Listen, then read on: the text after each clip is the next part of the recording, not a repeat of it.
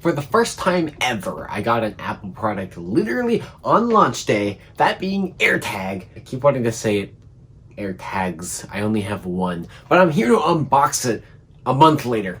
Yeah, it tells you about how hectic my life has been lately. Also, I still haven't replaced the Lego Winter Village stuff behind me. It's definitely not winter anymore. It's very much summer, but that's about, my brain's still here right now. So I guess the launch day excitement no longer exists since it's been almost an entire month since it's launched now and I still haven't opened it. But it was pretty cool to go in there. I got this on April 30th, which was launch day. I went for in-store pickup at the Apple store near where I live, and it was actually a pretty cool experience to go in there and kind of see the excitement of all the employees. There aren't really much people in there because they were limiting numbers, COVID.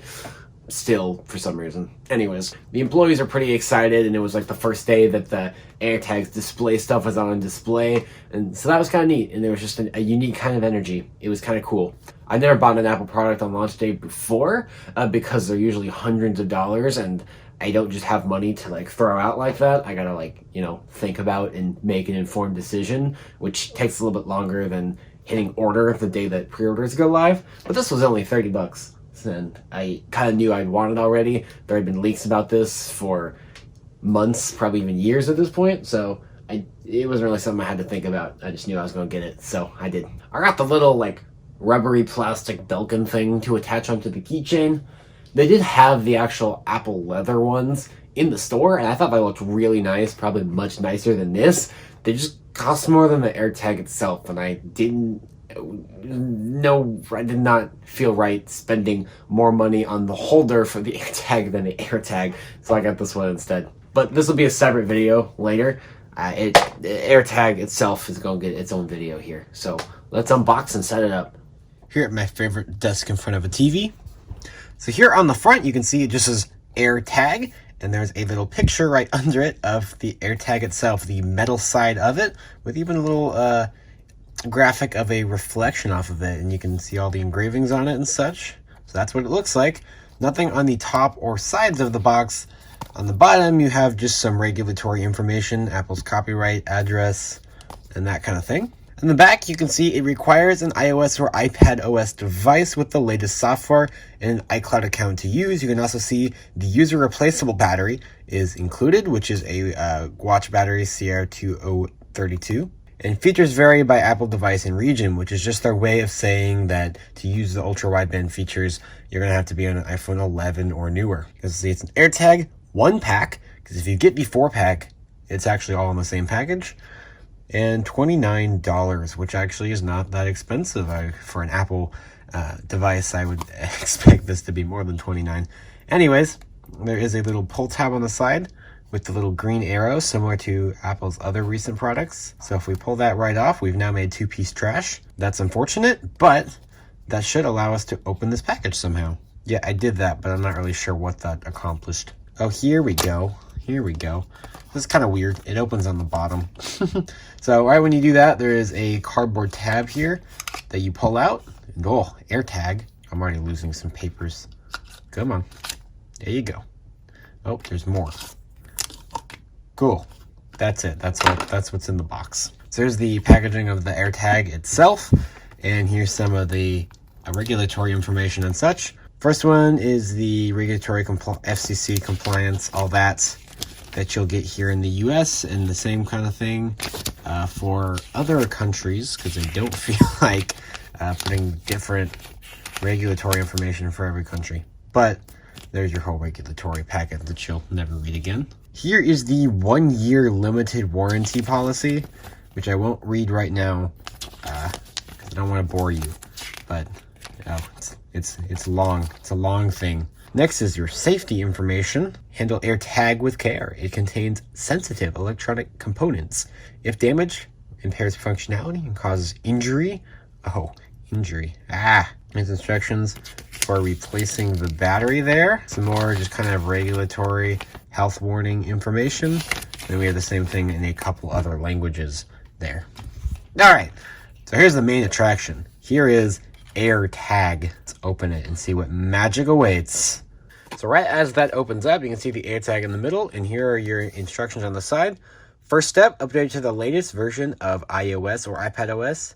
turn on Bluetooth and pull the tab. Of course, it's referring to the tab in the AirPods. Then step 2 would be hold near your device and follow the on-screen instructions.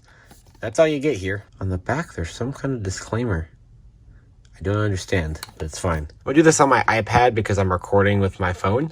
As you can see, we are on the latest iPad OS version before we've even started here. So that's great. Let's go ahead and pop the AirTag out of its cardboard enclosure. And here you can see it's got a nice plastic seal or a plastic cover over it. So we can peel first off of the metal here, and then we peel off of the back plastic. And once you do that, the battery tab is actually like embedded into the cover here. That's very clever. So we'll pull that right out. Ooh, it immediately beeped. That's neat. So here's a look at the AirTag itself. You can see on the front, it has a Apple Watch style engraving around the front. AirTag, designed by Apple in California, assembled in China, Bluetooth low energy, and ultra wideband. And it is super reflective, as you can see. Also, apparently scratches really easily, so we'll see how long it lasts. Apple logo. Other side's just blank, and that's just white plastic. You can see my iPad has already come on here with AirTag. We'll go ahead and click connect. Now we can name our AirTag. This one is going to end up going on my car keys eventually, so we'll click key. But here's all the options of what you got. We have backpack, we have bike, camera, handbag, headphones, jacket, keys, luggage, umbrella, and wallet. So that's a lot. That's an interesting idea. Put AirTags in your wallet. All right, with keys, we'll hit continue. Register AirTag with your Apple ID. You don't get to see my email and phone number, but that's what showed up there. And then you hit continue, and now we're setting up Christian's keys. So the AirTag did a little setup confirmation chime there, and you can see, here's what we can do with Christian's keys. They're with me right now. We can view directions in maps if you ever lose it. You can play a sound, or you could say, hey, you know who, where's my freaking keys? So on the map, you can see Christian's keys. They're with me right now. We can play a sound, get directions, notification, blah, blah, blah. Let's play a sound out of curiosity. So here it is right here. Play a sound.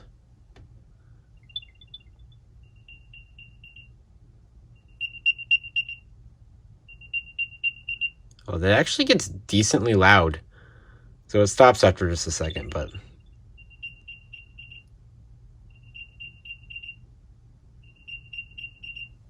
So each of those 3 chimes gets a little bit louder, and that's it. So that's neat. So on your iPhone here, when you are close to your AirTag, the directions button for maps will actually turn to a Find Nearby button. This only works on iPhone 11 or newer that has the U1 ultra wideband chip. You can see it's here, but if I move them farther away from each other, it'll actually recognize it's about half a foot away, and it'll actually give you some like haptics as you're getting closer and such. So that's pretty neat. So when we move much farther away here, you can see it'll actually give you an arrow pointing to which direction you need to go in, as well as a little compass thing showing you, all right, it's right in this direction, and we can know to head that way. So that's how that works if you have an iPhone 11 or newer. Wanted to give a better example of the U1 chip's precision finding on iPhone 11 or newer with the AirTag in a larger environment here. So let's say you're playing cornhole and you jab your keys by accident. You go to head back inside and oh shoot, they're going into items in the Find My app, and you'll find our keys. We can click Find Nearby. So it says connected, but the signal is weak. Try moving to a different location. You can see about how far away we are. Sorry for the poor camera stabilization. I'm literally trying to like hold my iPad and record with it while I'm doing this. But anyhow, let's try moving around a little bit and see like how close do we have to be to the AirTag for the precision finding to really start working. You can see it's behind that far cornhole thing all the way over there. So I guess we just kind of walk around the yard and try to catch a signal, which is not working out too well. Let's go over by badminton land. All right, so now we can see we're about 31 feet away. And it lost it again. All right, there we go. So that's about how close you have to be. We're about 25 feet away, and that's when we finally get our arrow, and it's showing us which direction we need to go. So we'll start closing in on it. And, oh, nearby. We found them, yay. So the range, okay, sound. It's a little bit quiet for when you're in an outdoor setting with nature sounds, but anyways, so the range on the precision finding, not quite as great as I had hoped. It's fine. It's a cool little feature, but if you're going to be in a large room or a large building or an outdoor setting like this, it's not going to be quite as practical as you saw just now. All right, so there was a quick unboxing and setup and kind of first look at AirTags there. AirTags. You can kind of see what the setup process is like and what they are like to practically use in real world. Just a tiny bit first impression. So I'll continue. Hopefully I won't need to really use these because hopefully I won't lose my keys. But thank you for watching. If you guys have any questions about AirTag, I'm sure you're able to find pretty much all the answers about these things online. But if there's anything you want to ask me about, go right ahead in the comments and I'll respond to all of those. And otherwise, I'll see you later, soon. We'll have very shortly unboxing and quick demo of the Belkin,